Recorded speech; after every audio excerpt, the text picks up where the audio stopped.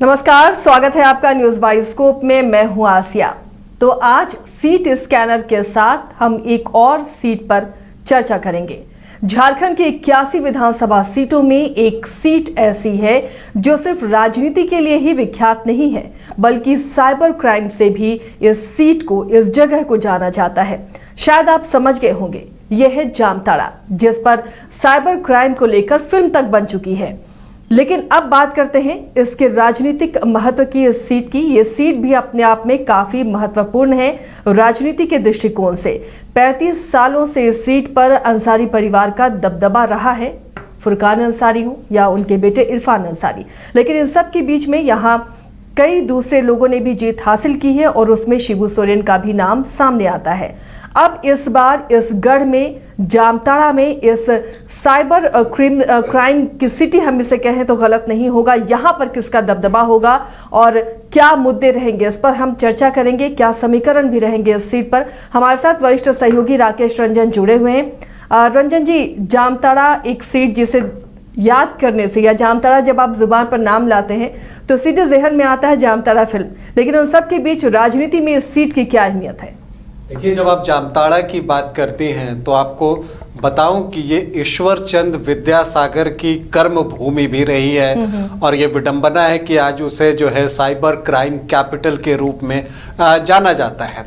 लेकिन राजनीतिक रूप से जामताड़ा झारखंड में एक प्रमुख स्थान रखता है और जब आप जामताड़ा की विधानसभा सीट को स्कैन करते हैं तो सबसे पहले जो दिखता है वो ये दिखता है कि ये वो सीट है जहां पर कांग्रेस का दबदबा रहा है।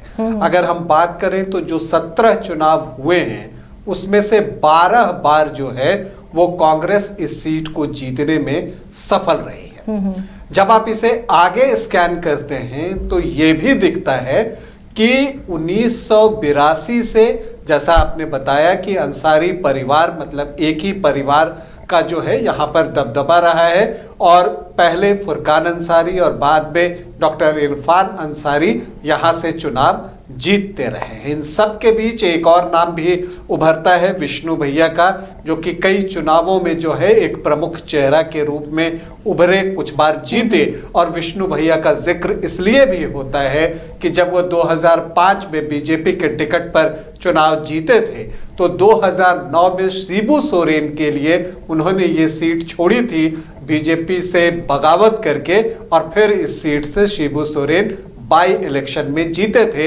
हाँ, ये अलग बात है कि इस सीट से उन्होंने तुरंत इस्तीफा दे दिया क्योंकि उसी समय शिबू सोरेन जो है दुमका से लोकसभा की सीट भी जीत जाते हैं और फिर उन्होंने सांसद बनना स्वीकार किया और विधायकी से इस्तीफा दे दिया। तो ये कहानी है जामताड़ा की, जिसे आप स्कैन करते हैं तो दिखता है।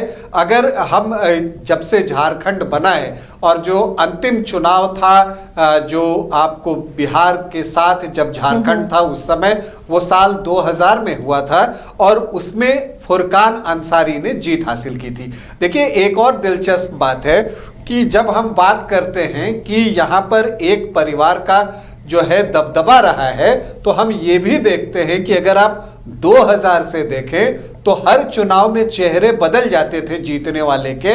इस रिकॉर्ड को 2019 में डॉक्टर इरफान अंसारी ने तोड़ा।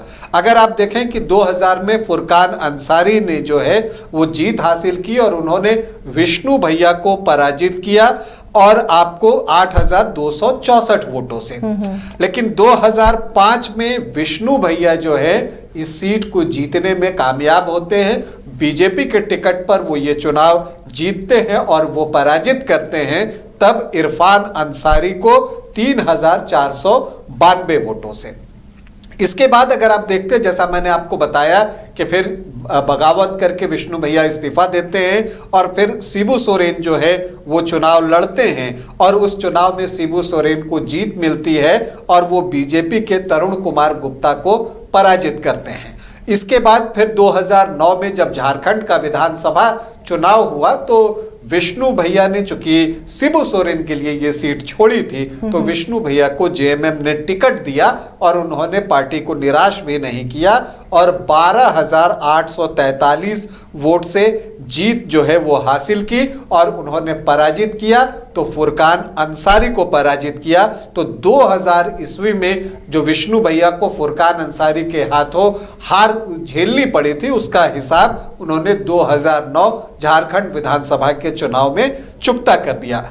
लेकिन फिर 2014 में डॉक्टर इरफान अंसारी आते हैं और वो यहाँ पर जो है बीजेपी के वीरेंद्र मंडल को पराजित करते हैं और तीसरे स्थान पर जेएमएम के विष्णु भैया रहते हैं। उन्होंने भी 52,000 वोट लाए थे, जबकि बीजेपी के वीरेंद्र मंडल को 58,349 वोट मिले और डॉक्टर इरफान अंसारी को 67,486 वोट, मतलब 9,137 वोट की जीत जो है वो डॉक्टर इरफान अंसारी को मिली। लेकिन 2000 के बाद जिस तरह से चेहरे बदल जाते थे विजेता का, तो 2019 में एक डर था कि क्या इस बार भी चेहरा बदलेगा, लेकिन ऐसा कुछ भी नहीं हुआ।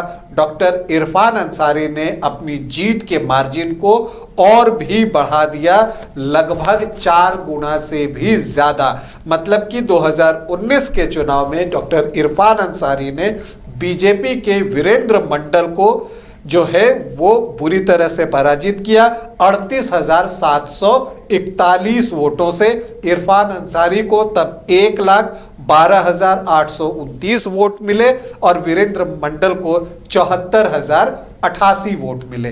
तो ये इतिहास रहा है विधानसभा चुनावों का। जब से झारखंड बना है उसकी बात हमने की।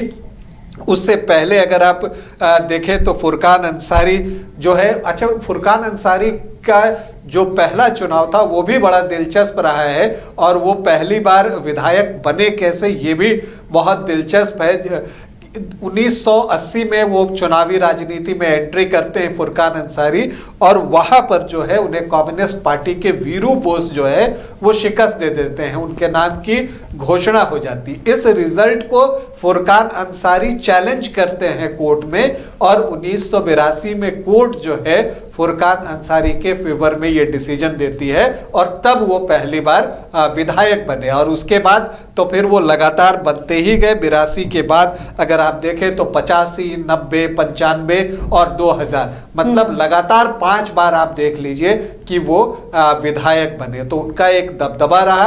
अब इरफान अंसारी क्या पिता का जो रिकॉर्ड है उसे आगे तोड़ पाएंगे? फिलहाल तो उनके सामने जो बड़ी चुनौती है वो चुनौती है हैट्रिक लगाने की। बिल्कुल रंजन जी, अगर इस सीट को देखें जो यहाँ के समीकरण रहे हैं और बीजेपी को इस सीट में जीत वैसी मिलती हुई नजर नहीं आ रही, अब जबकि बीजेपी की इस विधानसभा चुनाव में संताल पर खास नजर है, तो क्या बीजेपी सीता सोरेन को तुरुप के इक्के की तरह यहाँ इस्तेमाल करेगी? और अगर सीता सोरेन चुनावी मैदान में इरफान के सामने उतरती हैं तो क्या जो वहाँ के समीकरण हैं वो सीता सोरेन को या बीजेपी को फेवर करेंगे?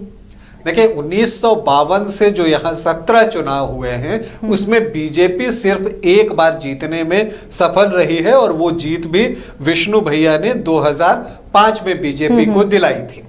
लेकिन ये जो चर्चा चल रही है, ऐसे तो बीजेपी के कई प्रोबेबल कैंडिडेट जो हैं वो जामताड़ा में हैं, जिसमें पिछली बार वीरेंद्र मंडल पिछले 2 चुनाव से लड़ रहे हैं, तो उनका नाम है मनीष दुबे हैं जो कि भारतीय जनता युवा मोर्चा के प्रदेश महामंत्री हैं, बबीता झा हैं जो प्रदेश महिला मोर्चा की प्रदेश स्तरीय नेता हैं, दुबराज मंडल हैं, सुरेश राय हैं, कमल गुप्ता हैं, हरिमोहन मिश्र हैं। तो कैंडिडेट और दावेदार तो बहुत सारे हैं, लेकिन इन सब के बीच एक नाम जो चर्चा में आया है वो ये चर्चा में आया है कि सीता सोरेन को जामताड़ा से बीजेपी जो है उतार सकती है डॉक्टर इरफान अंसारी के खिलाफ। और अगर ऐसा होता है तो आप कह सकते हैं कि बीजेपी वो मास्टर स्ट्रोक चलने की कोशिश कर रही है। और इसके पीछे जो मैं वजह देख रहा हूं, देखिए सीता सोरेन अगर ये चुनाव लड़ती हैं, जामताड़ा एक सामान्य सीट है। जब आप देखते हैं तो डॉक्टर इरफान अंसारी चुनाव लड़ते हैं, बीजेपी से आप देखें तो वीरेंद्र मंडल, तरुण कुमार गुप्ता पहले लड़ चुके हैं, बेबी सरकार, विष्णु भैया ये चुनाव लड़ते रहे हैं। लेकिन जब आप यहाँ की डेमोग्राफी को देखते हैं जामताड़ा के, और वहाँ पर जातीय समीकरण को समझने की कोशिश करते हैं, तो जो मुस्लिम मत है, जो मुस्लिम वोट है, उसे आप देखें तो वो 30.1% के आसपास है। मतलब निर्णायक है, जी हाँ, निर्णायक है। लेकिन जो मैं दूसरा आंकड़ा बोल रहा हूं, उसके बाद आपको लगेगा कि ये मुकाबले को कितना क्लोज कर सकता है, क्योंकि यहाँ एसटी आबादी जो है, मतलब शेड्यूल ट्राइब्स जो आदिवासी आबादी है, वो 27.12% है। मतलब ऑलमोस्ट इक्विवेलेंट है, 2-3% ही कम है। तो आमतौर पर चूंकि ये सामान्य सीट है, तो डॉक्टर इरफान अंसारी के खिलाफ जो है वो सामान्य वर्ग का ही उम्मीदवार हुआ करता था। और ऐसे में जब जेएमएम से गठबंधन होता है, तो वो जो ट्राइबल वोट्स है, वो उसका एक बड़ा हिस्सा डॉक्टर इरफान अंसारी को भी मिला है। आपको इस बार लोकसभा के चुनाव में भी मिला है, और जब 2019 में डॉक्टर इरफान अंसारी विधानसभा का चुनाव लड़ रहे थे तब भी मिला। इस बार नलिन सोरेन को मिला, और यही वजह है कि लोकसभा में नलिन सोरेन यहां से 35,154 वोटों से लीड करने में कामयाब हुए। लेकिन उस समय भी क्या हुआ, नलिन सोरेन भी ट्राइबल कैंडिडेट थे और सीता सोरेन भी ट्राइबल कैंडिडेट थी। तो ये चीज था। लेकिन अब अगर सिर्फ सीता सोरेन लड़ती हैं, और ऐसे में जब ट्राइबल कैंडिडेट जो वोटर्स हैं उनको लगता है कि मेरे सामने एक ट्राइबल कैंडिडेट है और वो भी शिबू सोरेन के परिवार से है, तो ऐसी परिस्थिति में अगर ट्राइबल वोट्स शिफ्ट हुए डॉक्टर इरफान अंसारी से निकलकर सीता सोरेन की तरफ, और जो चूंकि मुस्लिम 30% हैं, तो एक काउंटर पोलराइजेशन भी जामताड़ा में अक्सर देखने को मिलता है। तो अगर ऐसा होता है तो काउंटर पोलराइजेशन का वोट और एसटी वोट अगर सीता सोरेन के पास चला जाता है तो मुकाबला नजदीकी हो सकता है। हालांकि देखिए ये बात भी तय है कि हेमंत सोरेन के बिल्कुल भक्त बनकर जो है वो बार बार कहते भी हैं डॉक्टर इरफान अंसारी की वो हनुमान है उनके। तो ये बातें हैं, तो मुझे लगता है कि हेमंत सोरेन जो कि मुख्यमंत्री हैं राज्य के, और जो बाकी जो कद्दावर नेता हैं जेएमएम के, वो डॉक्टर इरफान अंसारी के लिए प्रचार करने जरूर जाएंगे, और उनकी ये कोशिश होगी कि वो ट्राइबल वोटों का जो है बंटवारा न होने दे, वो एक मुश्त जो है या ज्यादातर प्रतिशत में जो है वो डॉक्टर इरफान अंसारी को मिले। पिछले बार इरफान अंसारी को 53.11% वोट मिले थे, तो इसके पीछे वजह यही थी।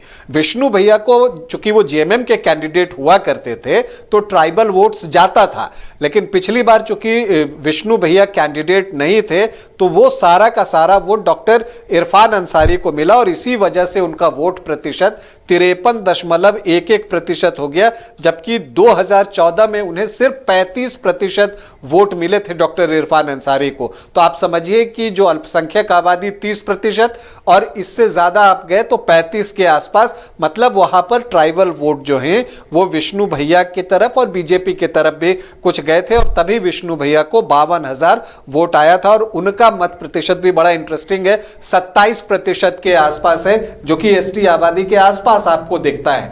तो ऐसी परिस्थिति में जो डॉक्टर इरफान अंसारी की कोशिश होगी कि वो ट्राइबल वोटों में बंटवारा न होने दें, और वो वोट अगर सीता सोरेन चुनाव लड़ती हैं तो उस तरफ न जाए। तो क्या बीजेपी ये मास्टर स्ट्रोक चलने के लिए तैयार है? क्या वो डॉक्टर इरफान अंसारी को घेरेगी इस तरह से? अगर ऐसा होता है तो जामताड़ा का चुनाव भी बहुत दिलचस्प हो जाएगा। चलिए, संताल की एक महत्वपूर्ण सीट अब बन गई है जामताड़ा भी। दुमका पे हॉट सीट दुमका को कहा जाता था, लेकिन जामताड़ा भी अब कब हॉट सीट नहीं रह गई है। लेकिन ये जो ताज़ा मामला रंजन जी अभी घुसपैठ का मुद्दा है, जिसे बीजेपी बहुत प्रमुखता से संताल के मामलों में उठा रही है, तो ये भी एक फेवर जाएगा अगर बीजेपी का जो कैंडिडेट यहाँ से होगा, मान लिया जाए सीता सोरेन ही होंगी, तो ये घुसपैठ का मुद्दा क्या इरफान अंसारी के खिलाफ जाएगा और सीता सोरेन को ये प्लस पॉइंट देगा? देखिए, जब घुसपैठ का मामला उठाया जा रहा है जिस तरह से बीजेपी से, और बहुत अटैकिंग होकर उठाया जा रहा है, हर सभा में ये बातें बोली जा रही है। चंपई सोरेन की कई सभा जो है वो संथाल में लगी है, वहाँ पर जाकर वो भी बोल रहे हैं, लोबिन हेम्ब्रम भी बोल रहे हैं, और बाकी नेता तो बीजेपी के जो हैं वो तो पहले से भी बोलते ही रहे हैं। लेकिन जो महत्वपूर्ण चीज़ है कि ये जो बातें कही जा रही हैं बीजेपी की तरफ से बांग्लादेशी घुसपैठ की, उसे जनता के बीच कितना जो है रिस्पांस मिलता है, इस पर बहुत कुछ निर्भर करेगा। अगर जनता इस बात को लेती है, और ख़ास करके अगर ट्राइबल वोटर्स इस बात को स्वीकार करते हैं कि हाँ घुसपैठ की वजह से उन पर असर पड़ रहा है, तब फिर जो है वो आपको और मुश्किलें जो है वो बढ़ जाएंगी। तब वैसी परिस्थिति में ट्राइबल वोट जो है वो बीजेपी की तरफ, और अगर सीता सोरेन यहाँ से लड़ती हैं तो उनकी तरफ जा सकता है। तो ऐसी परिस्थिति में जो है अब इसका काट जेएमएम और कांग्रेस की जो गठबंधन है वो किस तरह से ढूंढता है, ये महत्वपूर्ण होगा। क्योंकि अगर ये मुद्दा घुसपैठ वाला चल गया, तब फिर समझिए कि जो संथाल, न सिर्फ जामताड़ा, जो संथाल की 18 सीटें हैं उन पर भी एक प्रभाव छोड़ेगा। अगर वो जामताड़ा में प्रभाव छोड़ता है, जामताड़ा में इसलिए अधिक वो प्रभाव छोड़ सकता है क्योंकि अल्पसंख्यक आबादी जो है वहाँ थोड़ी ज़्यादा है। लेकिन यहाँ पहले से भी काउंटर पोलराइजेशन होता आया है, क्योंकि आप बीजेपी का वोट परसेंट देखेंगे अक्सर वो दूसरे स्थान पर रहा है, तो ऐसे ही नहीं रहा है। तो इसलिए जो है ये देखना होगा कि ये जो घुसपैठ का मुद्दा बीजेपी ने उठाया है, इसे कितनी प्रखरता के साथ, कितनी आक्रामकता के साथ और कितने फैक्ट के साथ जो है वो लोगों के सामने रखता है, और उनके रखने से लोग कितने कन्विंस होते हैं, और खास करके ट्राइबल वोटर्स कितने कन्विंस होते हैं, उस पर चुनाव परिणाम बहुत कुछ निर्भर करेगा। चलिए, तो ये जामताड़ा का सीट स्कैन हमने किया है, और देखिए वहाँ क्या क्या फैक्टर हैं जो किसी प्रत्याशी को जिता सकते हैं।